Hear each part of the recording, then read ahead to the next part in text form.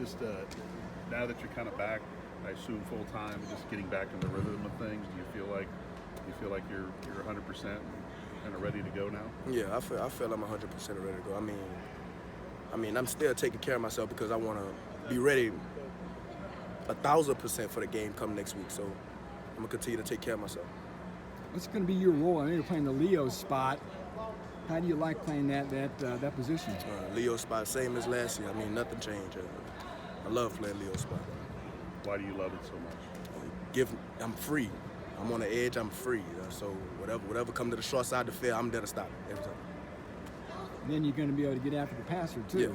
Yeah. Pass rush, setting the edge, making sure they not running zones. None of that.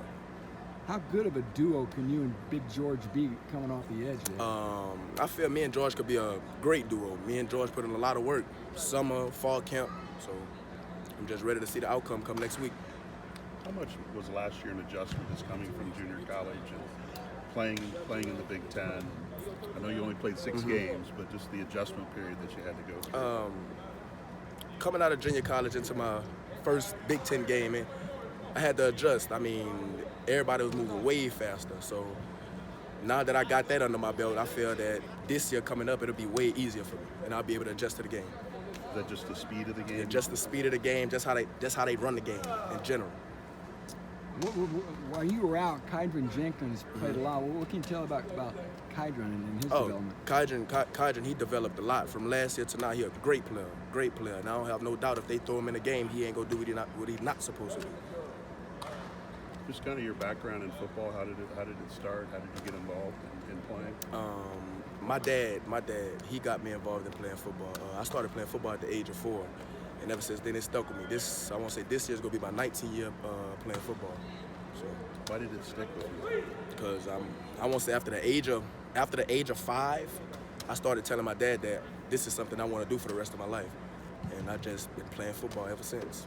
It would seem like you're athletic enough that no matter what sport you pick, you would probably do well.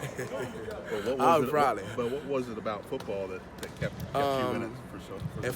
If I'm being honest, I was raised around it. My dad, he didn't get a chance to go to college, but my dad was a hell of a football player. He was All-American. He really everything coming out of high school. So I feel if my dad had the opportunity coming up, he would be somewhere big. So I just want to continue to follow his footsteps. What's your dad's name? Frank Mitchell. Where did he play? High school ball? Thibodeau High School back in Louisiana. Okay. But what's it meant for him to see you in college and play? If I'm being honest, it means a lot to him. He called me every day and he tell me how proud he is because no one in our family has ever been in this position to make it this far. So I appreciate the most highs. Has he ever been up here to see you play? Yeah. Every game, every home game. Will he be up here this year too? Yeah, he gonna be up here. He's coming tonight.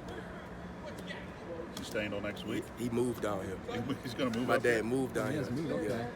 So, but what kind of responsibility do you feel being in college to make sure that you stay in college based on your dad's passion for you to be here? Is that a responsibility? Yeah, I feel it's a big responsibility because, like I said, I mean, no one in my family has ever made it to this level, so I feel it's a lot of weight on my shoulders to uphold it and continue the generation and break the generational curse. Right.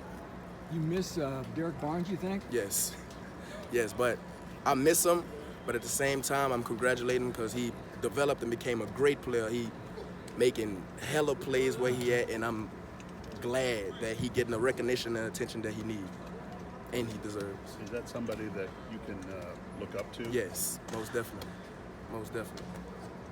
What have you kind of taken from his game, back when he was around, that you've kind of applied to yourself and that you're able to use now? I'm gonna say I didn't take much from his game, but a lot that he implied watching film a lot. So I've been on that more than I usually have. So he came back and told me, the more you watch film, the easier the game will be. What's your best pass rush move? Long arm. Long arm? Yeah. Hey, what has Mark Hagan meant to your development? Say it again? What has Mark Hagan meant to your development? It meant a lot. I mean, I feel, honestly, if I'm being honest, I appreciate Mark Hagan. It's so much. I appreciate that man. That's all I'm gonna say. I appreciate him because if it wasn't for him, I don't know where I'd be right now, honestly. You probably never heard of him until he got here, Never. right? And he's strict, but at the same time, I love it. I love it, and I just love it. I just love it.